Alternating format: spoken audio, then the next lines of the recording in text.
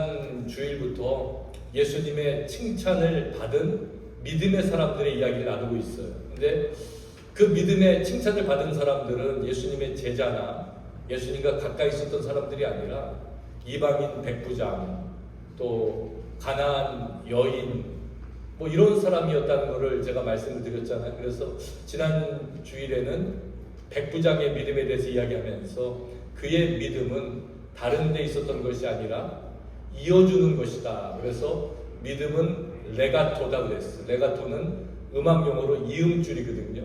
그래서 하인과 예수님을 이어주는 거였어요. 오늘 성경에 나오는 이제 다른 성경에는 스로보니게 여인으로 나오는데 이 가나안 여인도 마찬가지예요.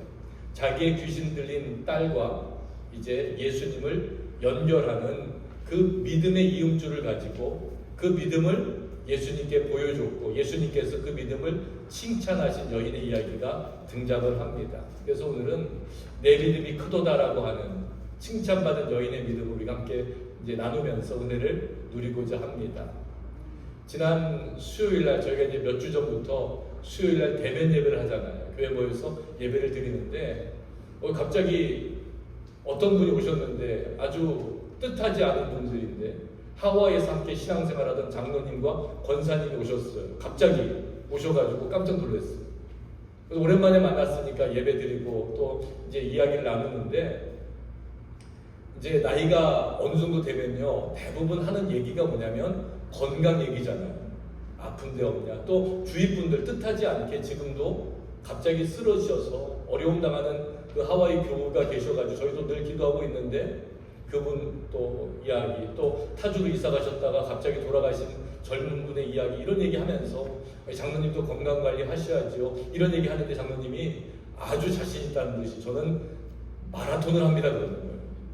그래서 호놀룰루 마라톤도 뛰고 뭐 어디 마라톤도 가고 그래가지고 그래가지고 막 마라톤 얘기를 하는데 제일 기뻤던 것이 자기 그 장로님 아들하고 함께 마라톤을 완주했다는 거예요. 정말 꿈 같은 이야기잖아요. 그래서 저는 어떻게 생각했냐면 이거 왜 뛰지? 힘든데 왜 뛰어요? 우리 아들한테 뛰자 그러면요 뭐 고개를 절절히 흔들 거예요. 뛰는 거 싫어하고 또 뛰는 거 어려워하는 사람들은 뛴다는 게 뭐 별로 이렇게 좋은 운동이 아닌데 그분들은 이렇게 뛰는 거예요. 그러면서 막 얘기하다가 마라톤만 아니라 더 뛰는 사람도 있다는 얘기를 제가 들었어요. 여러분 마라톤보다 더 뛰는 게 뭔지 아세요? 울트라 마라톤이라는 게 있어요. 마라톤 얼마를 뛰냐면 42.195km를 뛰는 건데 울트라라는 말이 들어가면 최소한 100km는 뛰어야 돼요. 말이 100km죠. 마라톤도 4시간, 5시간 뛰는데 울트라 마라톤은 뭐 120km, 150km, 200km, 300km, 어떤 거는 뭐 600km를 뛴대요. 그러니까 뭐 이틀을 뛰기도 하고 16시간 뛰기도 하고 아주 어마어마하게 뛰는 게 울트라 마라톤이에요. 한국에 그 물리치료사가 계시는데 물리치료원을 이제 운영하시는 원장님이 계시는데 이용술이라고 하는 분이에요. 나중에 인터넷 찾아보셔도 돼요. 이 이용술 원장님은 지금 찾지 마시고 이 원장님은 그 울트라 마라톤 매니아, 뭐 마라톤 뛰는 거에 아주 매니아인데 얼마나 많이 뛰었냐면 마라톤 풀 코스를 315번 완주했대요. 이것만 해도 대단한데 해프 마라톤 반 뛰는 건 500번, 그리고 울트라 마라톤은 뭐 57번인가를 완주했다는 거예요. 그분이 뛴 기록을 보면 어마어마하죠.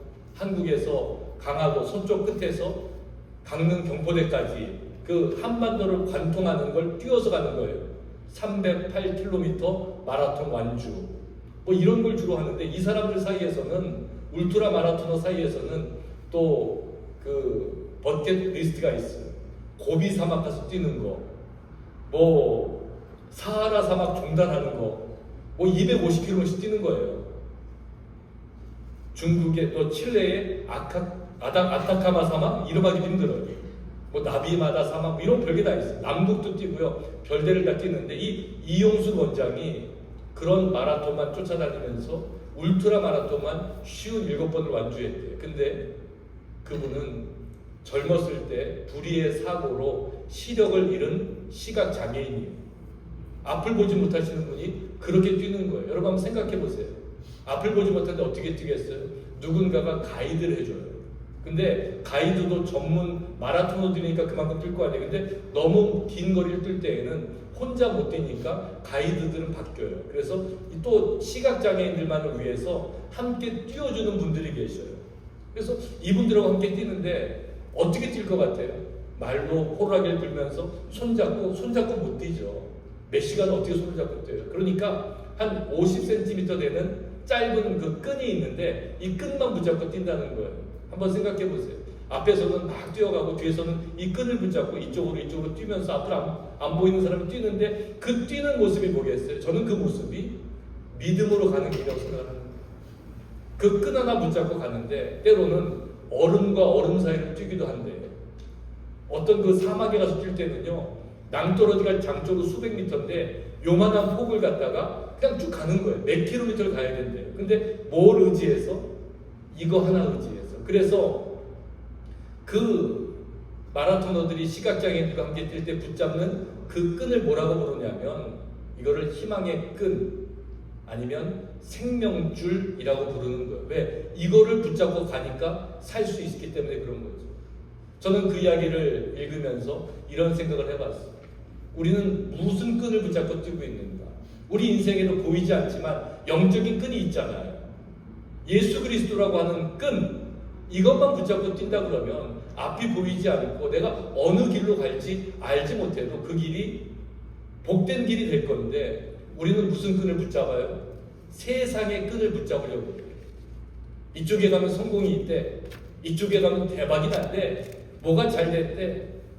명예를 얻을 수 있대. 그러면서 그 끈을 붙잡고 달리기 때문에 우리는 늘 세상에서 실패하기도 하고 또 넘어지기도 하고 그러는 거예요. 그런데 아무리 눈앞에 보이는 것이 없어도요. 예수님만 붙잡고 뛰는 사람에게는 실패가 없어요. 왜? 예수님은 늘 우리를 어떤 길로 인도하세요? 복된 길로, 은혜의 길로, 생명의 길로 인도하시기 때문에 그렇죠. 오늘 성경에 보면 한 여인이 등장을 해요. 그 여인은 귀신 들린 딸을 둔 여인이라고 성경을 기록해요. 귀신 들린 딸을 두었다라고 하는 말 한마디에 그 여인의 인생이 얼마나 불행했는지가 다 드러나잖아요. 저도 목회하면서 참 많은 성도님들 중에서 자녀의 아픔을 가지고 있는 분들을 배웠어요. 때로는 달라스 있을 때는 우리 한 그 권사님 아들이 있는데 체격이 저보다 훨씬 커요. 키도 커요. 근데 이 친구가 자폐가 있어요. 나이는 27, 28인데 체격은 큰데 그 아이의 정신 지능은 한 3살? 그러니까 제가 설교하고 있으면 갑자기 이만한 사람이 뛰쳐나와요. 제 옆에 딱 서요.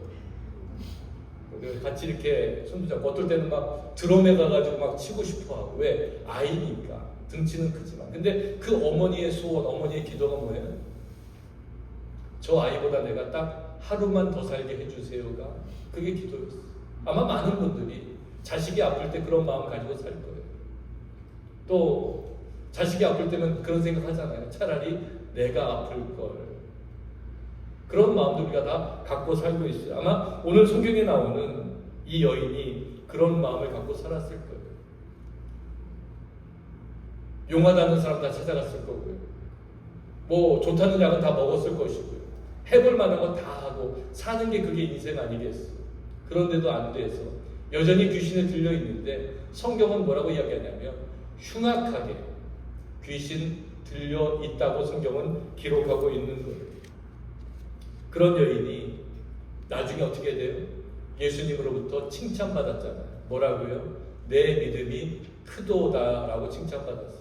그런 불행한 인생에서 어떻게 예수님의 칭찬을 받는 믿음의 인생이 되었을까? 그 사이에 어떤 일이 일어났을까? 오늘 함께 나누려고 하는데 제가 한마디로 이야기하면 지난 시간에 믿음은 이음줄이라고 그랬는데 오늘 이 여인을 통해서 우리가 배우는 믿음의 모습은 뭐냐면 장벽을 뛰어넘는 거예요. 지금 이 여인이 했던 믿음의 모습은 딱 한 가지. 한계를 극복하고 장벽을 뛰어넘는 것이 오늘 성경에 나오는 가나안 여인, 수르보니게 여인이 했던 믿음의 모습이었다는 거예요. 그러면 이 여인 앞에 가로막고 있었던 장벽이 뭐겠어요? 첫 번째 장벽은 바로 그 딸이 귀신 들려 있다는 거예요. 혼자 집에 둘 수 없잖아요. 어떡하겠어요? 무슨 일이 일어날지 모르니까. 뭔들 안 해봤겠어요. 그러니까 이 딸은 이 여인에게는 늘 장벽과 같은 존재였어요. 하고 싶은 거 할 수 없게 만들고, 가고 싶은 거 갈 수 없게 만들고, 언제든지 신경이 쓰이고, 무슨 일을 하든지 이 딸 때문에 못하는 그런 인생의 커다란 장벽이 귀신 들린 딸이었다는 거예요. 그런데 어느 날 소문을 듣게 되죠. 예수라는 사람이 있는데 그분을 만나면 문제가 해결된대요. 그분을 만나면 병이 낫는데요. 그분을 만나면 귀신이 쫓겨간다는 거예요. 이 정도에서 아멘이 나올 만도 한데 그분을 만나면 죽은 사람이 살아났다는 거예요. 놀라운 일이잖아요. 그래서 예수님께 나아가기로 마음을 먹어요. 그런데 예수님께 나아가는데 장벽이 있어요. 그 장벽이 뭐냐면 너무 많은 사람들이 예수님 주위에 있는 거예요. 그 사람들 때문에 나아갈 수가 없잖아요. 그러면 좀 점잖으신 분들 같으면 어떻게 하겠어요? 뭐 다음 기회가 있겠지. 그런데 갈급한 사람에게는, 내 딸이 지금 흉악한 귀신 들려있는 사람에게는 그 점잔을 뺄 여유가 없어요. 어떻게든지 나아가야 돼요. 그래서 그 여인이 선택한 방법은 뭐예요? 소리를 지르는 것이었어요. 가난한 여자가 그 지경에서 나와서 소리 질러 가로되 주 다윗의 자손이여 나를 불쌍히 여기소서. 내 딸이 흉악히 귀신 들렸나이다. 이렇게 이야기를 해요. 소리를 질렀다는 거예요. 어떻게 질렀겠어요? 예수님 이렇게 했겠어요? 아마 악을 썼을 거예요. 왜? 예수님 만나야지 이 문제가 해결되니까 말이죠. 그런데 예수님이 대답하지 않으셨대요. 이상하잖아요. 예수님은 어떤 분이에요? 사랑의 주님이잖아요. 예수님은 우리의 문제를 해결해 주시고 우리가 어떤 아픔이 있는지 찾아오셔서 우리를 만져주시고 고쳐주시고 회복시켜 주시는 분이어야 되는데 그 예수님께서 아무 말씀도 안 하셨다는 거예요. 이건 또 뭐지? 이게 그 여인이 만났던 또 하나의 장벽이었어요. 첫 번째 장벽은 딸이 귀신 들린 거였고요. 두 번째는 사람들의 가로막혀 있는 거였고요. 어떻게든지 넘어서려고 했는데 이번에는 예수님께서 대답하지 않으시는 그 침묵이라고 하는 장벽을 만나는 거예요. 근데 그 침묵이라고 하는 장벽은 우리도 늘 만나잖아요. 오랫동안 기도했는데 하나님 응답하지 않으세요. 나는 이렇게 어려운데 힘이 드는데 예수님은 아무 이야기 안 하시는 것 같아요. 그 침묵이라는 장벽 앞에서 많은 사람들이 믿음을 포기해요. 나를 사랑하지 않는가 보다 하면서 예수님을 떠나는 경우가 얼마나 많은지 몰라요. 그런데 그 여인은 어떤 사람이었다고요? 그 장벽을 뛰어넘는 믿음의 소유자였잖아요. 오죽하면 다른 제자들이 예수님한테 말하는 거예요. 그 여자가 우리 뒤에서 저렇게 소리를 지르는데 어떻게 예수님 좀 보내야 되는 거 아닙니까? 이 뜻이 뭐겠어요? 악을 쓰고 있다는 거예요. 이게 바도가 된다는 거예요. 귀찮다는 거예요. 그러니까 제자들이 예수님한테 이거 예수님 좀 돌아보시고 가셔가지고 해결하셔야 되겠습니다. 이럴 정도로 그 여자가 지금 소리를 지르고 있었다는 거예요. 예수님께서 왜 침묵하셨을까? 어떤 신학자가 이렇게 해석을 해요. 예수님은 그 여자의 마음 속에서 믿음의 씨앗이 자라기를 기다리고 계셨다. 이렇게 해석을 해요. 어쩌면은 지금 여러분이 오랫동안 기도하는데 응답받지 못하는 것이 있다면 그것은 예수님께서 응답하지 않으시는 게 아니라 우리 마음속에 있는 그 믿음의 씨앗이 자라기를 기다리고 계신다고 생각해야 될 줄로 믿습니다. 그 무거운 침묵이 장벽처럼 우리 앞에 가로막고 있을 때 이 여인은 포기하지 않고 계속해서 소리를 질렀어. 그랬더니 예수님께서 제자들이 예수님한테 말했잖아요. 근데 예수님은 또 이상한 말씀을 하세요. 그래? 내가 못 들었어. 미안해. 내가 고쳐줄게. 무슨 문제가 있어. 이렇게 하셔야 되는 거 아니에요? 아니, 그 전에 백부장의 하인을 고칠 때 백부장이 와서 우리 하인을 고쳐주세요 그랬더니 가자, 내가 고쳐줄게. 앞서 나가신 분 아니에요? 그런데 이 여인에게 대해서는 그러지 않았어요. 그러면서 아주 냉정한 말씀을 하시는 거예요. 나는 이스라엘 집에 잃어버린 양 외에는 다른 데로 보내심을 받지 아니하였노라. 이 말이 뭐예요? 유대인들에게만 보냄받았다는 거예요. 가나안 여인, 수로보니게 여인, 이방 여인에게 내가 갈 일이 아니다. 나랑 상관없는 사람이다. 그러면서 그 여인의 요구를 묵살하시는 거잖아요. 이게 이 여자가 만났던 네 번째 장벽이었어요. 무시라는 장벽이에요. 우리도 살면서요, 많이들 인내하고 잘 참아요. 그런데 제가 이렇게 보니까 사람들이 무시당하는 건 못 참더라고요. 다른 거 왜 괜찮아요. 뭐 좀 어려운 일 있어도 이거 견뎌요. 근데 누군가가 나에게 말로 무시하면요, 이거 견디기 힘들어요. 그런데 이 여인은 그 무시라고 하는, 내가 너 같은 사람한테 온 거 아니야? 나는 유대인들에게만 왔어라고 하는 그 예수님의 무시에 대해서도 포기하지 않아요. 보통 사람들 같으면 아니 정말 뭐 고치는 사람이 당신밖에 없어요? 예수님만 있는 줄 알아요? 나도 내가 할 수 있어요. 그러면서 예수님 상종 안 하고 싶었을 거예요. 그런데 이 여인은 그러지 않았어요. 왜 그랬을까? 생각해보면 한 가지예요.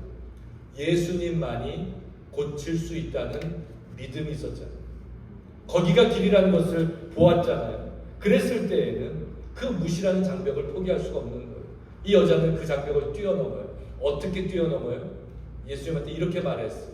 주여, 저를 도우소서. 이렇게 이야기해요. 주여, 저를 도우소서. 이게요, 어마어마한 고백인 거예요. 왠지 아세요?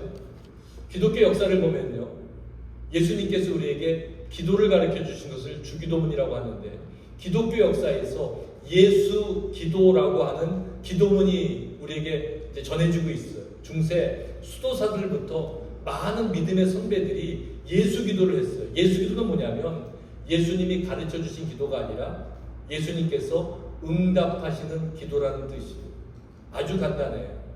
주여, 나를 긍휼히 여기소서. 나를 도우소서. 그래서 수도사들이 중세 수도원에 들어가서 했던 말이 다른 거 아니에요. 주여, 나를 긍휼히 여기소서. 나를 도우소서. 여러분, 어려운 일이 있을 때요, 기도가 안 될 때 이 기도만 하면 돼요. 그런데요, 이 기도에는 뭐가 포함되어 있어요? 주여라는 말에는 내 인생의 주인이 바로 예수님이라고 하는 믿음의 고백이 담겨 있는 거예요.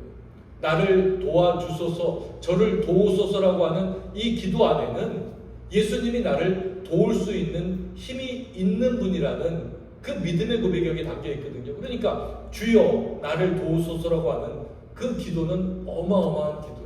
저는 이 기도문을 가지고 많은 분들이 인생의 문제가 해결되고 어려움을 넘어서는 것을 보았어요. 제가 예전에 목회할 때 어떤 그 가정이 있었는데 너무 많이 다퉜어요.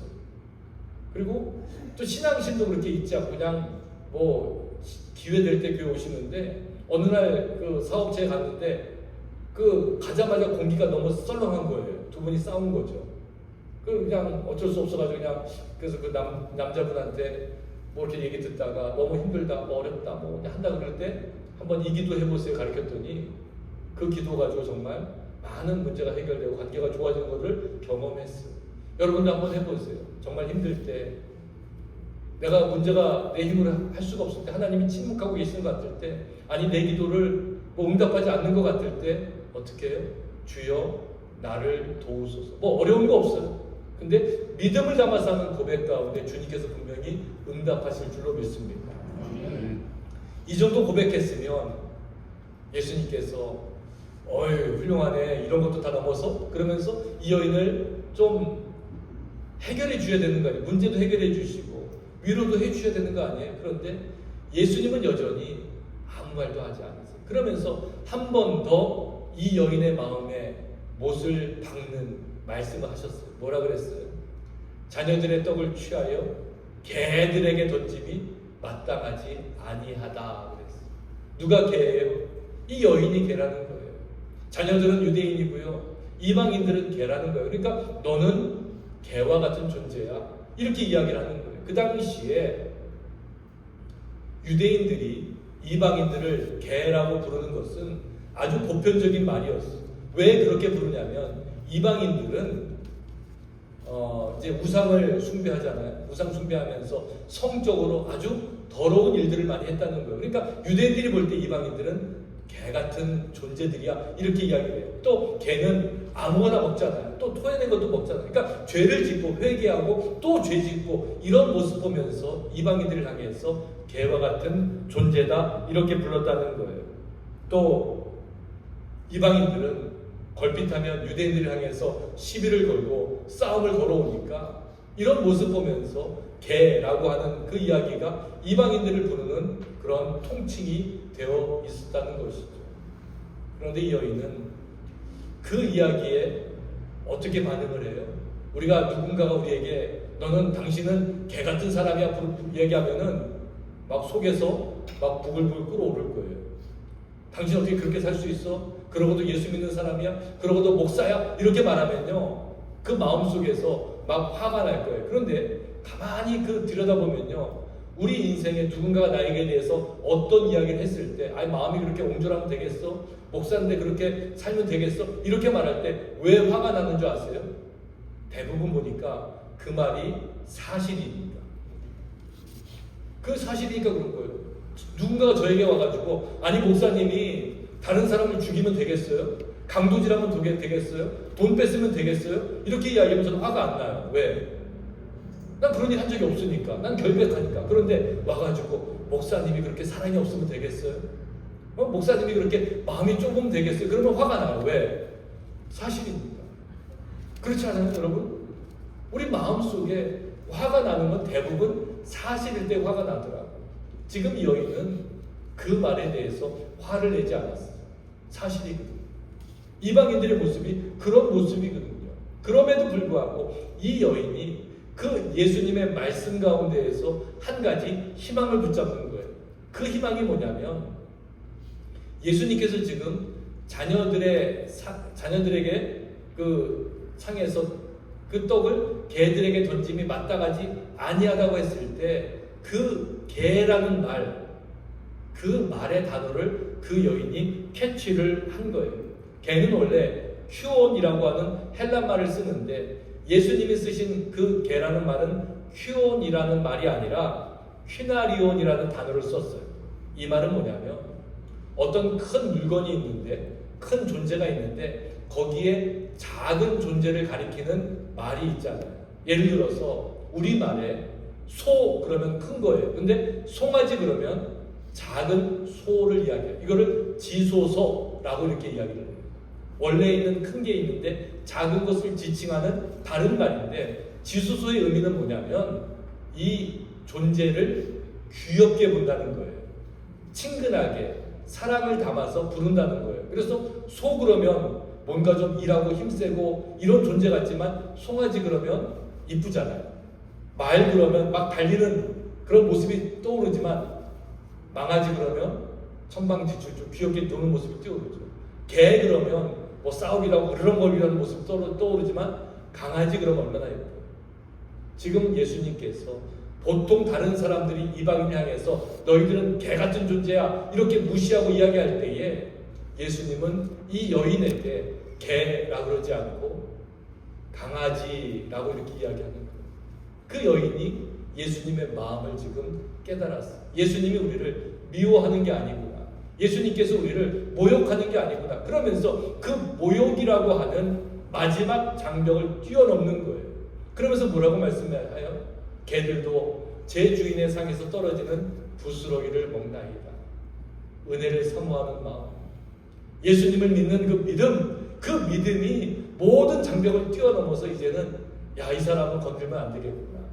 정말 어떤 말을 해도 꿈쩍 안 하는구나. 그러면서 예수님께서 이 여인을 칭찬하기에 이르게 된 것이죠. 그러면서 예수님 뭐라 그래요?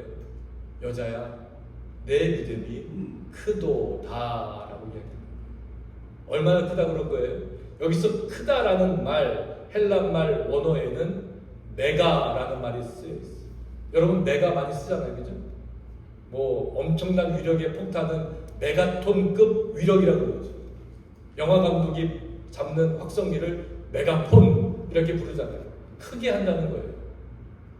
또 컴퓨터에 쓰는 뭐 그 단위를 메가바이트 그러는데, 메가는 100만을 이야기하는데 그 당시에 100만이라는 숫자는 상상도 할 수 없는 그런 숫자였어요. 그러니까 지금 예수님께서 그 여인의 믿음을 보통 믿음으로 생각하는 게 아니라 메가급의 믿음이다, 어마어마한 상상할 수 없는 믿음이라고 그 여인을 칭찬하시고 그리고 축복하셨어요. 뭐라고요? 내 소원대로 되리라. 그때로부터 그의 딸이 나았다 그랬어요. 어머니의 믿음 때문에, 그 여인의 믿음 때문에 이런 일이 일어나게 된 것이었죠. 무엇이 그 여인을 메가톤급 믿음으로 승화시켰습니까? 처음에 인생은 우울했잖아요. 불행했잖아요. 귀신 들린, 그것도 흉악한 귀신 들린 딸을 둔 아픔 속에 살던 여인이 내 믿음이 크도다라고 하는 예수님의 칭찬을 받았을 때 그 사이에 일어났던 일들을 뭐라 그랬어요? 장벽을 허무는 거라 그랬죠. 내 앞을 가로막고 있는 어둠과 짙은 안개를 해치고 나아가는 거라 그랬죠. 딸이 귀신 들렸다고 하는 장벽, 사람들의 가로막혀서 예수님께 나아갈 수 없다는 그 장벽, 아무리 소리를 질러도 침묵하고 계시는 예수님이라고 하는 그 장벽, 결국 뒤를 돌아봤는데 잃어버린 양 외에는 내가 다른 데로 보냄받지 않았다고 하는 무시라고 하는 장벽, 그래도 끝까지 예수님한테 나를 도와달라고 부탁했는데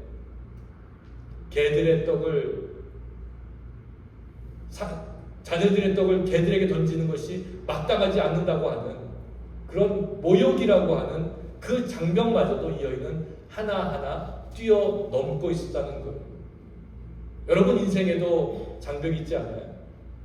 여러분 인생 가운데에도 막혀있는 게 있지 않아요? 인생을 많이 사신 분들은 가만히 계시는데 우리 조이가 고개를 끄덕끄덕했어요. 그 제일 젊은 우리 집사님이 무슨 인생에 고민이 그렇게 많겠어요? 그래도 우리 인생은 다 뭔가 문제가 있죠. 오랫동안 기도했는데 응답받지 않고, 받지 못하고, 살면서 진짜 이게 끝인가? 여기서 포기해야 되는가? 돌아서야 되는가? 이런 위기들이 얼마나 많겠어요.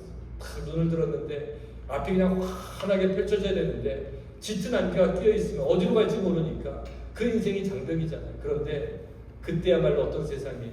우리의 믿음을 한번 테스트할 수 있는 시간. 침묵할 때는 우리 마음속에 있는 믿음의 씨앗이 자라는 시간이라 그랬잖아요. 1950년대 미국의 수영 선수 중에 플로렌스 체드윅이라고 하는 유명한 여자가 있었어요. 이분이 샌디에고 라우야 출신인데 왜 유명하냐면 뭐든지 처음이라고 하는 수식어가 이 여성 수영 선수에게 붙었어요. 뭐가 처음이에요? 유럽하고 영국까지 수영해서 건넜대. 처음으로. 여자로 처음으로. 그 도보 해협이라 그래요. 프랑스에서 영국까지 가는 거, 영국에서 또 프랑스로 오는 거. 근데 한 20마일 된다고 하는데 수영해서 건너려면 16시간, 10몇 시간.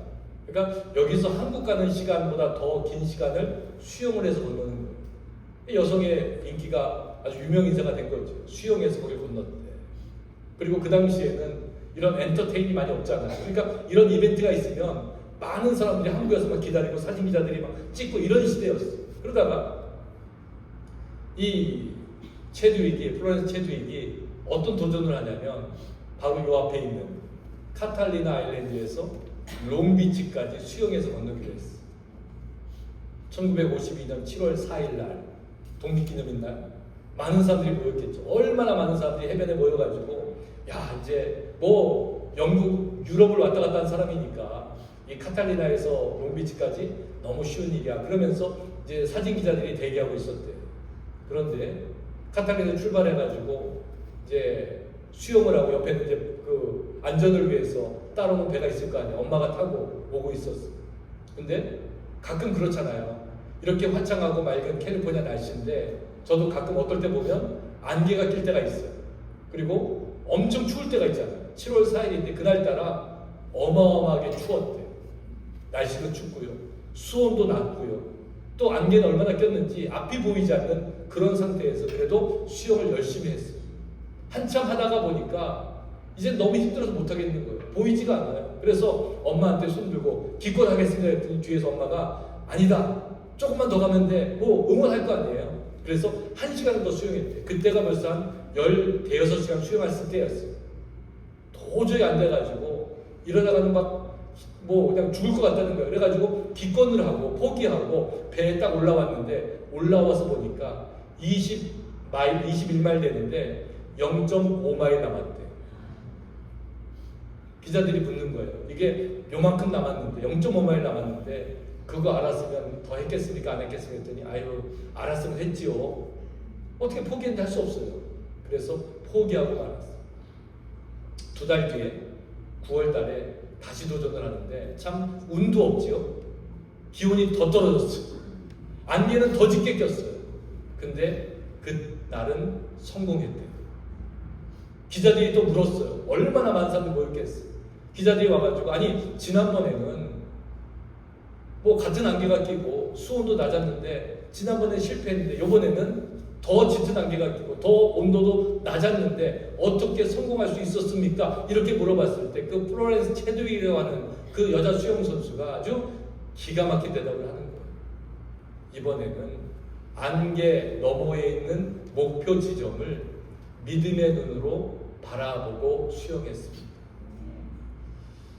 야, 그 어떤 간증보다 어떤 믿음의 이야기보다 우리에게 더 은혜가 되지 않아요? 왜? 우리가 가는 길이 그런 거거든요. 앞이 보이지 않는데 깜깜한데 안개가 짙게 껴있는데 어떻게 갈 수 있어요? 한 가지예요. 안개 너머에 있는 목표를 믿음의 눈으로 바라보고 가는 거예요. 천국이 그런 거 아니겠어요? 여러분 천국 아세요? 이 세상 보면요 어둡고요 얼마나 많은 악이 있고요 얼마나 많은 죄가 있는지 몰라요. 그 죄의 안개 때문에 천국이 보이지 않아요. 그런데 우리는 그 천국을 향해 가는 거예요. 어떻게 해요? 보이지 않지만 믿음의 눈을 가지고 가는 거죠. 그 믿음의 눈을 가지고 장벽을 넘어서고 믿음의 눈을 가지고 한계를 뛰어넘고 믿음의 눈을 가지고 짙은 안개를 뛰어넘어서 살아가는 인생, 그 인생을 믿음의 인생이라고 부르고 오늘 성경에 나오는 그 수로보니게 여인을 믿음이 큰 여인이라고 예수님이 칭찬하신 거예요. 여기 계시는 우리 사랑하는 우리 시온 가족 여러분, 여러분들이 그 칭찬을 받으시는 믿음의 사람들이 되시기를